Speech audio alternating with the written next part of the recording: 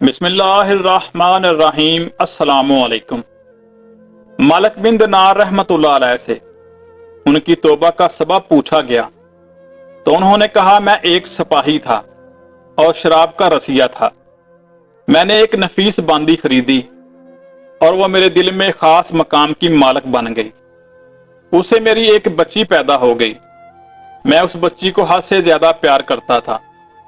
जब वो जमीन पर घिसट कर चलने लगी तो मेरे दिल में उसकी मोहब्बत और बढ़ गई। वो मुझसे मानूस हो गई और मैं उसके सामने जब शराब लाकर रखता तो वो आकर खींचा तानी करके मेरे कपड़ों पर शराब बहा देती। जब वो 2 साल की हुई तो वो मर गई। मेरे दिल को इसके गम ने बीमार कर दिया। 15 रमजान को जुमा की रात मैं शराब के नशे में मदहोश था। मैंने ईशा की नमाज भी नहीं पढ़ी थी।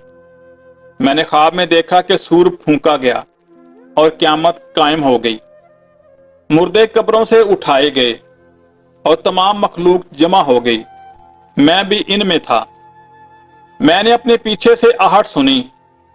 मुड़कर देखा तो एक बहुत बड़ा अजदहा है। काले रंग का, आंखें नीली हैं, मुंह खोले मेरी तरफ दौड़ रहा है। खौफो दहशत के मारे मैं भी भागा। रास्ते में एक सुथरे लिबास वाले शख्स के पास से गुजरा। मैंने सलाम कहा, उसने जवाब दिया। मैंने कहा, बाबा मुझे इस अजदहा से पनाह दो, तुझे अल्लाह ताला पनाह देगा।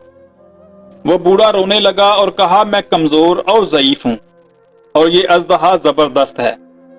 मेरे बस में नहीं, आगे चलो और भागो। शायद अल्लाह ताला तेरी निजात की कोई सूरत बना दे। मैं आगे भागने लगा और एक बुलंद जगह पर चढ़ गया। इधर से मैंने जहन्नम के तबकात को झांक कर देखा। उनकी हौलनाकियां देखी। करीब था अजदहे के खौफ से मैं इनमें गिर जाता।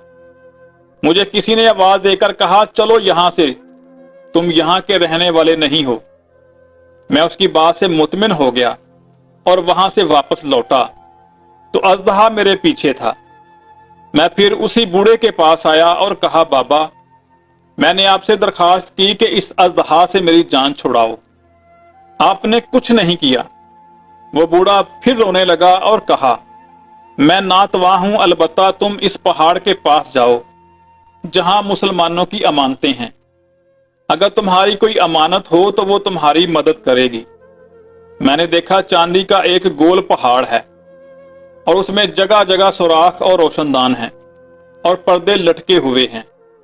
हर रोशनदान पर सोने के दुपट्टे हैं और उनके कब्जे यकूत के हैं और आराइश मोतियों की हर दुपट्टे पर एक रेशमी पर्दा है।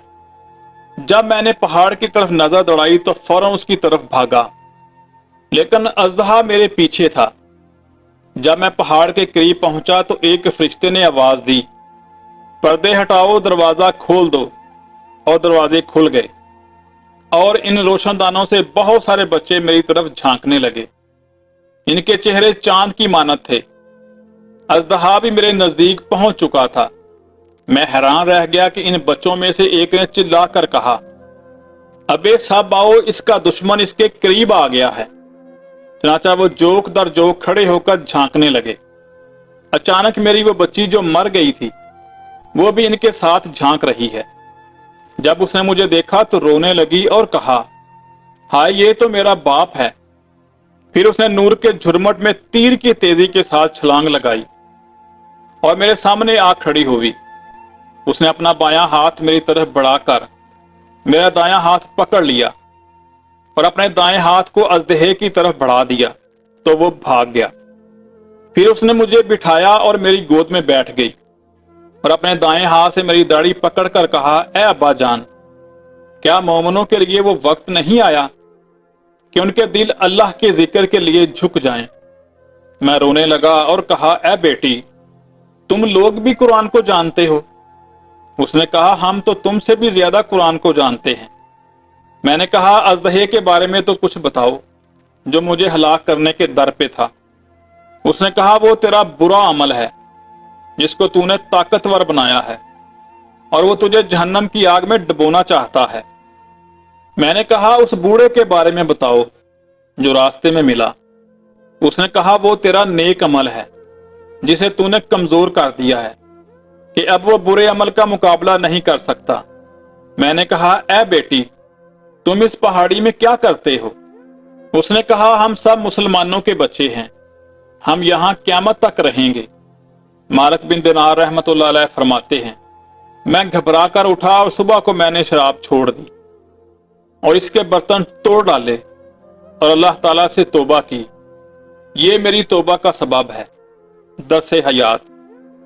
मालूम हुआ, औलाद अगर बचपन में फौत हो जाए तो मायूस नहीं होना चाहिए, बल्कि अल्लाह की मर्जी पर राजी रहना चाहिए, क्योंकि यही नाबालग औलाद आखिरत में काम आने वाली है, जैसा कि इस वाकया से सबक मिलता है। अल्लाह ताला हम सब को अमल करने की तौफीक अता फरमाए। आमीन।